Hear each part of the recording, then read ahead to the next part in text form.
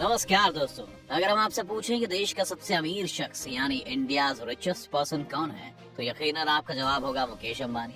अब अगर आप भी यही सोच रहे हैं तो भाई आप यहाँ थोड़े गलत हैं, क्योंकि देश के सबसे अमीर शख्स हैं गौतम अडानी।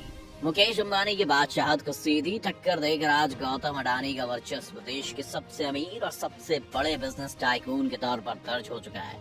ऐसे में सवाल ये है कि आखिरकार गौतम अडानी की कौन से मास्टर प्लान ने मुकेश अंबानी की बादशाहत को खतरे में डाल दिया है और कैसे वो बन गए देश के सबसे अमीर शख्स। ये जानने के लिए बने रहिए हमारे साथ अंत तक। आज बेशक हर कोई मुकेश अंबानी को ही देश का सबसे अमीर शख्स कहते, लेकिन अब ये तमगा उनसे छिन चुका है, क्योंकि उनकी बादशाहत को आज तगड़ी टक्कर दे रहे हैं गौतम अडानी। और ऐसा हम यूं ही नहीं कह रहे हैं, बल्कि 8 फरवरी को आई ब्लूमबर्ग की रैंकिंग की रिपोर्ट बताती है कि उनकी संपत्ति मुकेश अंबानी से अधिक है। इस लिस्ट में अडानी जहाँ 10वें नंबर पर रहे, तो वहीं अंबानी 11वें नंबर पर खिसक गए। लेकिन ये जादू हुआ कैसे, ये भी हम आपको बताएंगे। लेकिन इससे पहले थोड़ा मुकेश अंबानी और गौतम अडानी के बारे में आपको बता देते हैं। मुकेश अंबानी के बारे में वैसे तो लोग जानते ही हैं, लेकिन जो इन्हें कम पहचानते हैं उन्हें हम बता दें कि मुकेश अंबानी एक खानदानी रईस हैं, जिन्हें बना बनाया साम्राज्य मिला। वो पैदा ही ऐसे घर में हुए जहाँ उन्हें दौलत की कोई कमी नहीं थी। उनके पिता ने यहाँ अंबानी के नाम को बनाने में संघर्ष बहुत किया और बाद में फिर मुकेश अंबानी ने अपनी सूझबूझ और स्मार्ट बिजनेस स्ट्रेटजी से बिजनेस को खूब बढ़ाया।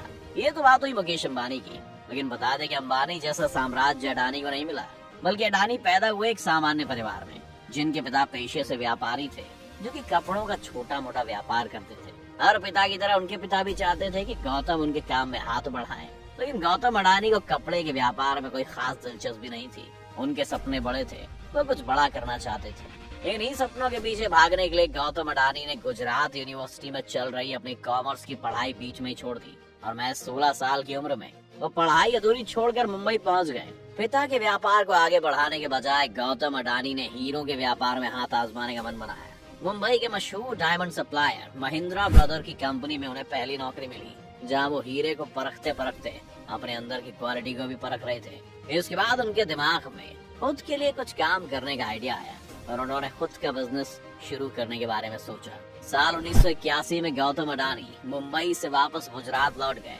और अपने भाई के साथ मिलकर अपना बिजनेस खोल लिया। गौतम अडानी ने अपनी पहली पारी की शुरुआत प्लास्टिक के दानों से सांचे बनाने के काम से की।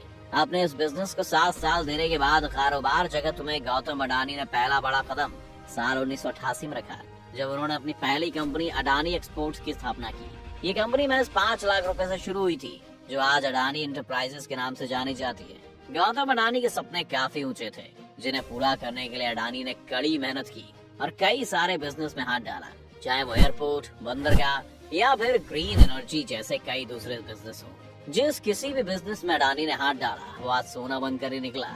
इसके बाद तो अडानी की किस्मत ऐसी चमकी कि आज तक वो इसे बरकरार रखे हुए हैं। गौतम अडानी आज कोयला, power, real estate, agro product, तेल और गैस, फाइनेंशियल सर्विसेज जैसी तमाम कंपनियों के मालिक हैं।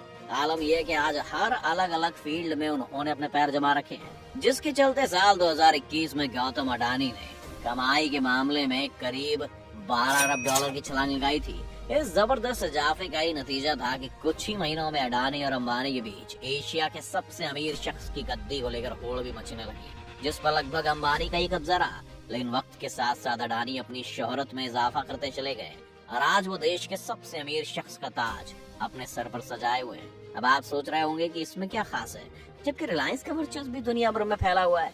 जैसे online gas industries, Reliance RCom, Jio, Reliance capital fund के साथ साथ रिलायंस का इंश्योरेंस जैसे सेक्टर भी एक अच्छा खासा वर्चस्व है। ऐसे में सवाल ये है कि अडानी अंबानी को पीछे कैसे छोड़ सकते हैं, तो इसके पीछे भी कई वजह है दोस्तों।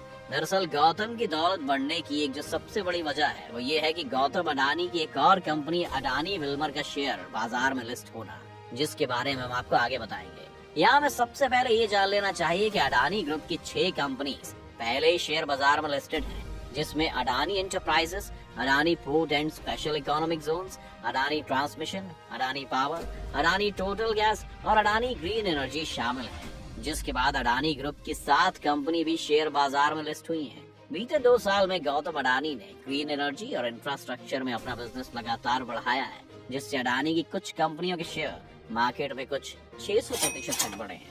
ऐसे में गौतम अडानी पहले ऐसे इकलौते भारतीय भी हैं जिनकी 5 कंपनियां 1 लाख करोड़ रुपए की मार्केट वैल्यू के साथ खड़ी हैं। लेकिन वहीं दूसरी तरफ बात अगर मुकेश अंबानी की कंपनियों की करें तो उनका रिलायंस ग्रुप भारत की सबसे वैल्यूएबल कंपनी है, जिसमें 80% का इजाफा पिछले 2 साल में हुआ है। लेकिन इसमें खास बात यह है कि रिलायंस ग्रुप की 2 प्रमुख कंपनियां हैं, एक है जियो प्लेटफॉर्म्स और दूसरा है रिलायंस रिटेल। रिलायंस की प्रमुख कंपनियां होने के बाद भी ये दोनों अब तक शेयर मार्केट में लिस्टेड नहीं है, जबकि रिलायंस ग्रुप की आय का मुख्य स्रोत यही 2 कंपनियां हैं। लेकिन जैसा कि हमने आपको कहा कि अडानी की अंबानी को रईसी में पीछे छोड़ने की कई वजह है। दरअसल घरेलू बाजार में आई भारी गिरावट के चलते ही रिलायंस इंडस्ट्रीज के शेयर तेजी से फिसले, जिसकी वजह से रिलायंस ग्रुप की नेटवर्थ कम हो गई और मुकेश अंबानी को घाटा हुआ। लेकिन बात अगर अडानी ग्रुप के शेयर की करें तो उसमें इतना भारी सेल ऑफ नहीं देखा गया। ऐसे में गौतम अडानी की नेटवर्थ जस की तस बनी रही।